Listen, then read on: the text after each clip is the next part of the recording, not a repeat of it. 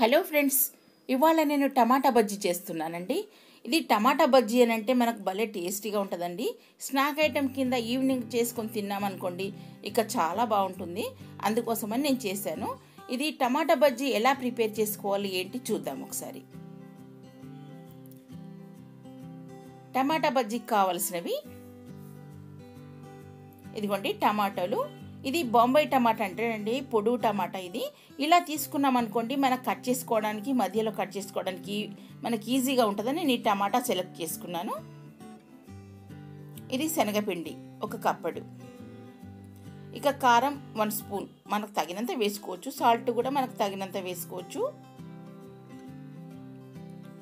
ఆ తర్వాత ధనియా పొడి, చాట్ మసాలా, ఓం అండి, వామ్ అంటారు కదా, వాము, అల్లం వెల్లుల్లి పేస్ట్, ఇది కుకింగ్ సోడా అండి, చిటికెడంతా వేసుకుంటే సరిపోతుంది. ఇక ఆ తర్వాత ఉల్లిపాయలు సన్నగా తరుక్కోవాలి ఇలా. ఇక్కడ నేను కాస్త పుదీనా తీసుకున్నానండి, దాని ఫ్లేవర్ చాలా బాగుంటుంది. కొత్తిమీర, పుదీనా సన్నగా తరుక్కున్నాను. ఇవన్నీ కూడా ఇదిగోండి సగం నిమ్మ చెక్క ఇలా. ఆ తర్వాత మిర్చి కూడా సన్నగా ఇలా కట్ చేసి పెట్టుకోవాలి. ఇక ఇవన్నీ పక్కన పెట్టేసుకొని ఫస్ట్ బౌల్లో మనము శనగపిండి వేసుకుందాం. వాము వేసుకుంటున్నాను. వాము ఇలా నలిపి వేసుకున్నామని అనుకోండి, మనకు ఫ్లేవర్ అనేది చాలా బాగుంటుంది. అందుకోసమని ఇలా వేశాను. మీరు కూడా ఇలా చేయండి. ఇదిగోండి తగినంత సాల్ట్ వేసేసుకోవాలి. కారం కూడా తగినంత వేసేసుకుంటే సరిపోతుంది.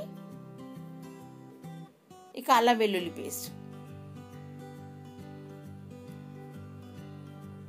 ఇక ఆ తర్వాత చిటికెడంతా మనం సోడా వేసుకుంటున్నాను, కుకింగ్ సోడా.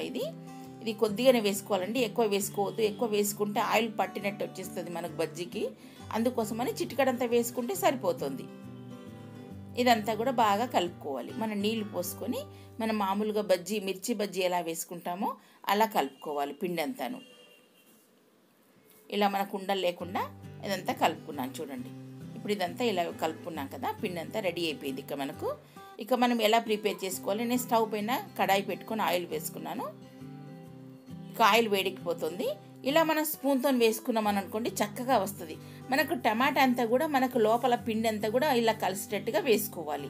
అంటే రౌండ్గా రావాలి మనకి పిండి అంతా కలిసేటట్టు ఇలా వేసుకుంటే ఇప్పుడు మనకు వేగిపోతున్నాయి చూడండి. ఏం చక్క మనకు టమాటా బజ్జీ ఇదిగోండి 4 వేసాను ఇక్కడ. ఇక మనకు ఆయిల్లో వేగుతున్నాయి కదా ఇవన్నీను. ఇది ఈవినింగ్ టైంలో మనం స్నాక్ ఐటెం కింద తింటే చాలా బాగుంటుందండి. ఇది మనకు మార్నింగ్ కంటే ఈవినింగే చాలా బాగుంటుంది. అందుకోసం నేను ఈవినింగ్ టైంలో చేశాను. ఇక్కడ మనకు పిండి అంతా కూడా టమాటాకు మునిగేటట్టుగా ఇలా వేసుకోవాలి. ఇక మనకు వేగిపోయినాయి, ఇక రెడీ అయిపోయినాయి మనకు టమాటా బజ్జీ. ఇక మిగతాయి కూడా ఇలాగే వేసుకోవాలండి. అవి కూడా సేమ్ దీని మాదిరిగానే ఇలాగే వేసుకోవాలి. ఇక మనకి ఇవన్నీ బజ్జీలన్నీ రెడీ అయినాయి. మనం పక్కన పెట్టేసుకుందాం, ప్లేట్లో పెట్టుకుని పక్కన పెట్టేసుకుందాం. దీనికి కావాల్సిన ఏంటో ప్రిపేర్ చేసుకుందాం. ఇక ఈ టమాటా బజ్జీ ఇక్కడ మనం వేసుకున్నాం కదా, ఈ బజ్జీని హాఫ్గా కట్ చేసుకోవాలి. ఇలా చాక్తో కట్ చేసుకోవాలి. చేసుకున్నాక ఇదిగోండి లోపల టమాటా ఇలా ఉంది. ఇవన్నీ కూడా పక్కన పెట్టేసుకోవాలి. ఈ టమాటాలన్నీ ఒక చిన్న బౌల్లో ఇలా వేసుకోవాలి. ఈ తొక్కలన్నీ ఇప్పుడు మనకు బజ్జీది పైది ఉంది కదా, అది తొక్క, అదంతా కూడా పక్కన పెట్టేసుకోవాలి ఒక్కొక్కటి. ఇవి మనకు బజ్జీలదిగో చూడండి, మన క్యాప్ మాదిరిగా వచ్చేస్తున్నాయి కదా, ఇవన్నీ కూడా తీసి ఇలాగే అన్ని మొత్తం కూడా ఇలాగే వేసుకోవాలి. ఇలా వేసుకుంటున్నాం కదా. ఇప్పుడు ఇలా వేసుకున్నాం. ఇవన్నీ ఇప్పుడు మనకి క్యాప్స్ అన్ని రెడీ అయిపోయినాయి చూడండి. దీంట్లో మనం మసాలా పెట్టుకోవాలి. ఏంటి మసాలా ఏంటి? ఇప్పుడు మసాలా ప్రిపేర్ చేసుకుందాం. ఇప్పుడు ఈ టమాటాలు ఉన్నాయి కదండి, ఈ టమాటాలన్నీ తొక్క తీసేయాలి. ఇలా పైన తొక్క ఇలా మనకు అడ్డు రాకుండా ఉంటుంది. అందుకోసం ఈ తొక్కలన్నీ తీసేస్తున్నాను పైన. ఎందుకంటే మనకు లోపల కుకింగ్ అయిపోతుంది కదా, బజ్జీ లోపల మనకు టమాటా కూడా కుక్ అవుతుంది కదా, అందుకోసం మనకు ఈజీగా వచ్చేస్తుంటుంది. ఇక ఇందులో నేను ఈ టమాటాలలో ఇదిగోండి పచ్చిమిర్చి, ఇప్పుడు ఇది ఉల్లిపాయలు సన్నగా తరుక్కున్నాను కదా, ఈ ఉల్లిపాయలు ఇందులోనే వేసేస్తున్నాను.